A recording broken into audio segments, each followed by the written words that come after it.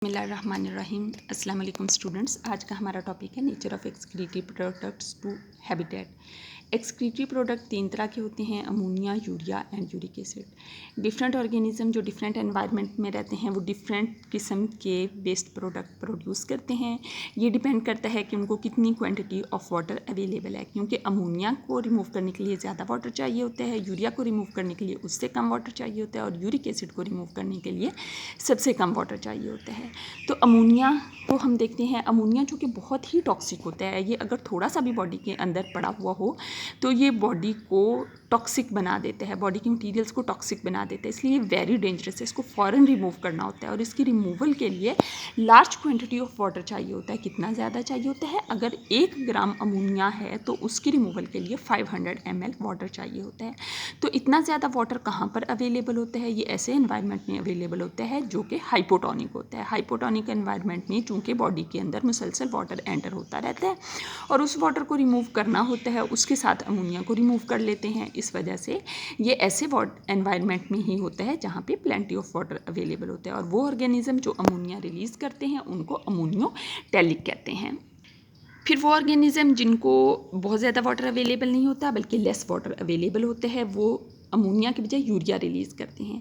वो क्या करते हैं? वो अमोनिया को यूरिया में कन्वर्ट कर लेते हैं और फिर यूरिया को रिमूव करते हैं। यूरिया के रिमूवल के लिए कम वाटर चाहिए होता है, 50 ml वाटर चाहिए 1 ग्राम यूरिया को रिलीज़ करने के लिए।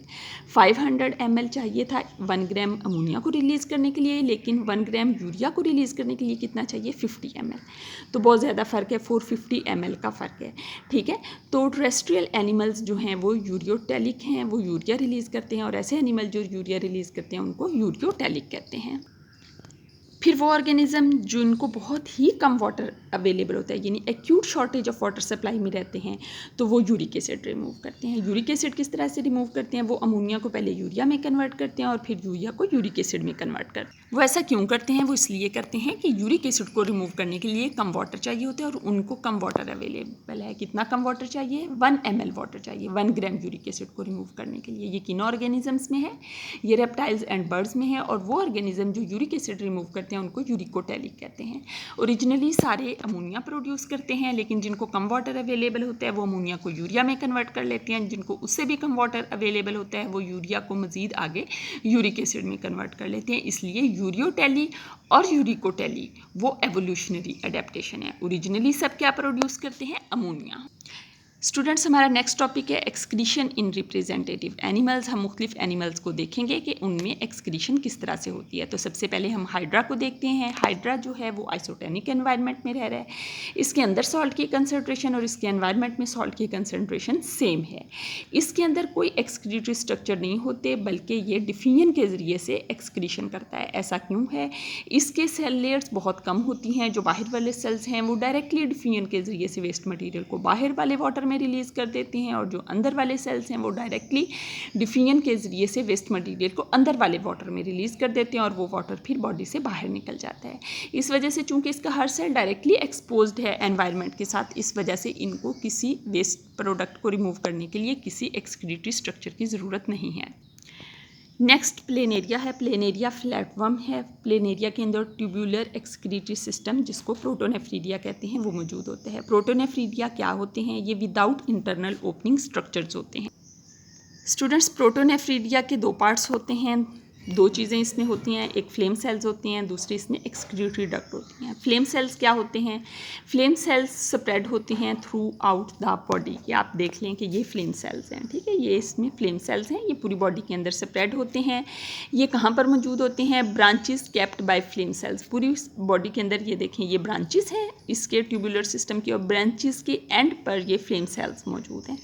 Flame cells has tuft of cilia. ये इनके अंदर जो सीलिया की एक गुच्छा सा नज़र आ रहा है, that is called tuft of cilia. ये cilia beat like flickering flame. ये सीलिया इस तरह से हिलते रहते हैं जैसे कि एक फ्लेम, एक शोला जो है वो हिलता रहता है।